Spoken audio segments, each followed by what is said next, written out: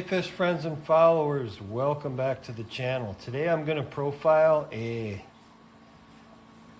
somewhat advanced acrylic repair. This is my Bubble Magnus biopellet reactor. It's used for lowering nitrates. It's kind of an old school thing, but I really like them. I run them in my fish quarantine because I got a lot of fish and I pound a lot of food through there. And I like to maintain reef quality water, and that's difficult without one of these. So I was replacing the shop heater, which keeps my shop at 70 degrees year round. I'm here in Minnesota. It gets really cold in the winter. And I fell off a ladder while my friend was helping me, and you can see what happened. I knocked this thing over and it cracked. So there's a close-up view of the breakage. I think it's 6-inch round, might be 8-inch round. You can see the little holes there. I drilled those to try to prevent the cracks from further, escaping down the rest of the unit. I've got my acrylic patch there. I call this thing the cannon. This isn't a normal bottle. This has got the wide tip.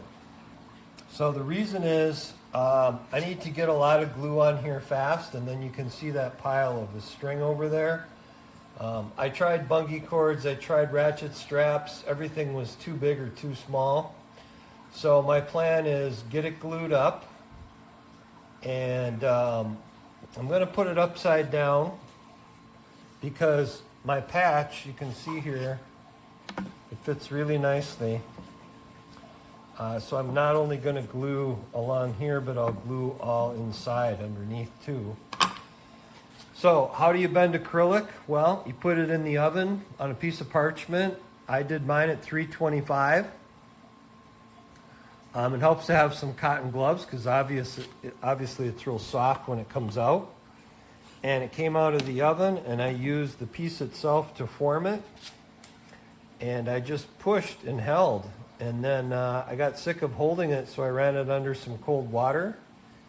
And it's going to be hard to get on camera, but it fits really, really well. Acrylic gets real soft when you heat it up.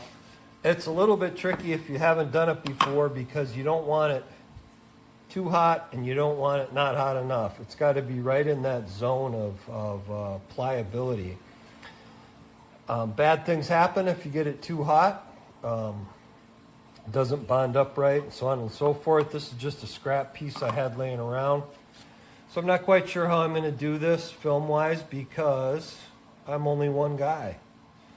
And I will have my video guy edit in a bunch of little clips to help with all these explanations. But it's prepped and ready. I hit it with 150 grit. That's going to allow it to bond better. I pre-drilled everywhere there was a crack from the breakage. It's a pretty significant break, you know. I paid about $300 for this unit because it's huge and it runs a 300-gallon fish system. So let me pause this and we'll go to step 2. Okay, step 2 is coming up shortly. As you can see, I've removed the O-ring. I removed the black plastic screws there, because I know I'm going to get glue in these holes. This is going to have to be really lubed up in order to bond properly. So then I decided I'm going to tip it up like this. I'm going to put the patch like so. Still plenty of room for the screw holes, but you don't want to bond the screws in the holes. That would be bad. Retapping it is not fun. And so I'm going to pause again to run the glue, and then I'm going to wind the string around this, and I think it's going to be done. Okay, here we go. I'm back, fish friends. I've got my phone precariously balanced on the shop table. I'm going to attempt to do this without knocking the phone over. But here we go. So first I'm going to run the glue very generously. I'm going to let it go down because gravity. And that'll automatically seal this bottom piece here. You can kind of tell because it looks wet when it's sealed, you know, it capillaries in any little crack. The only where this can go wrong is if I don't have enough If this didn't form tight enough to the circumference of this unit, it's going to be too big of a gap, but it appears to be not an issue. The other thing is, as soon as you run the glue, that's my kitty, she always has to be in the video. As soon as you run the glue, things start getting soft. You know, it's, the glue is designed to fuse and bond the acrylic together, so naturally it softens. And, you know, that works to your advantage because I'm going to wind the string around there and hopefully everything's good. So let's give this a shot and see what happens here. You might be able to see it running down the patch there. That's pretty normal. So right now it's definitely softening. I can kind of see, yeah. Right, so we need string.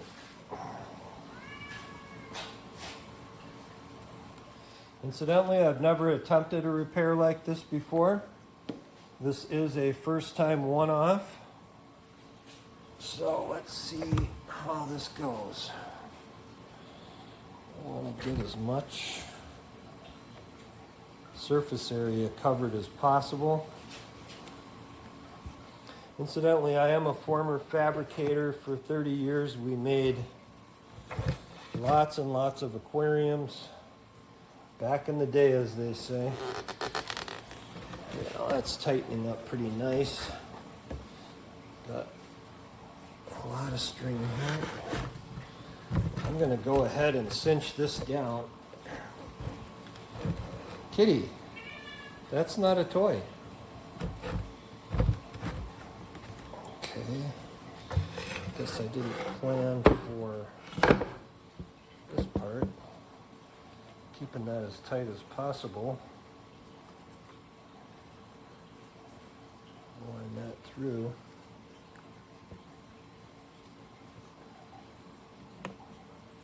That's pretty tight.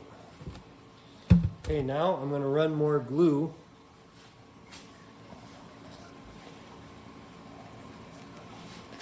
I can see it going in.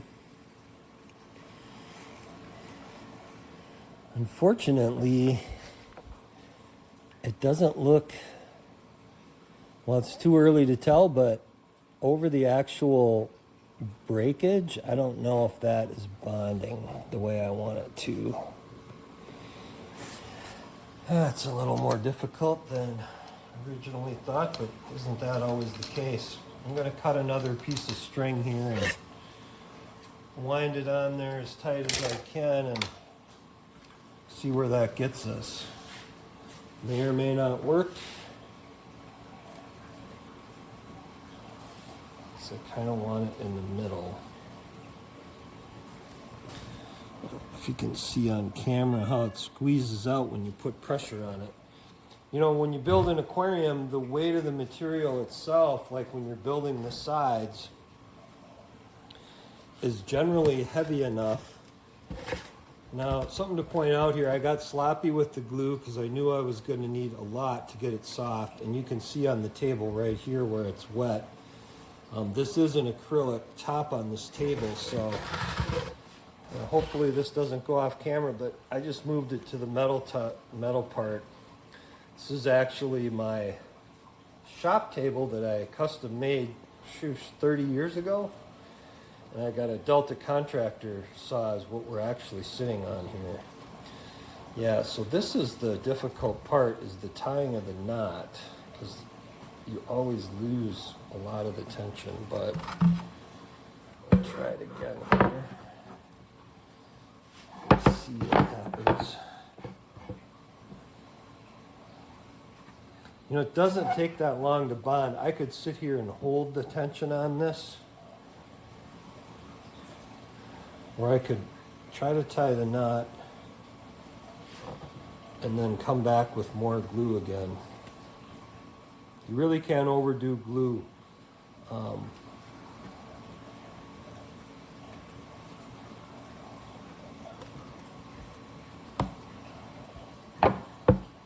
that loosened up because it just did. Okay, I'm going to check it from the inside here. So here's another trick is, now we're going to come to the inside where it's busted out. I'm going to have to come back here. Can kind of see, that's where I drilled the holes. Didn't even clean that up. I'm just going to puddle glue right in there. See that? Oh yeah, this is gonna bring us home, baby. Make sure I hit all those little holes. How do I know that? Because I can see how the glue ran. I probably can't see it on camera, but I guess I missed that little tiny hole right there. That is going to dial us in because now the cracked surfaces directly have glue on them. I could see it kind of puddle and form a little lake all around there. And so I think I'm done. I'm just going to let this sit, and we will come back later with hopefully a finished product. Hey, just doing a quick follow-up to the bubble magnets. It's Monday morning, and the first thing I did was tear out the backup unit and test the bubble magnets, and it's working wonderfully. I wanted to point out a design characteristic here that I didn't notice until I had went to actually patch it.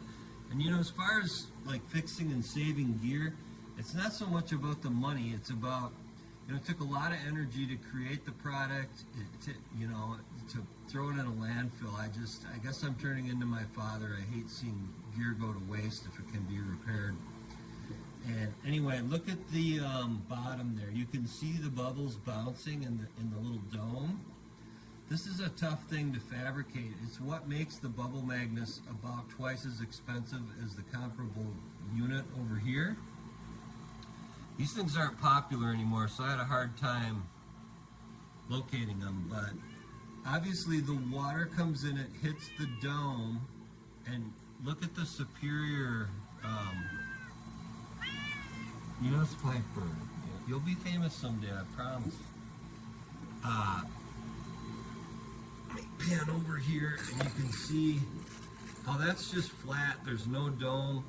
And I can't show you on video because the pellets that used to be in there are now in the bubble magnets. But suffice to say, I couldn't get them to do what they're doing over here.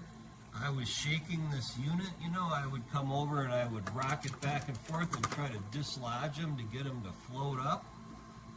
No luck. They were basically bricked in there. Now they hadn't fused together, but they definitely weren't floating, and it was like a brick of biopellets, and that really defeats the purpose.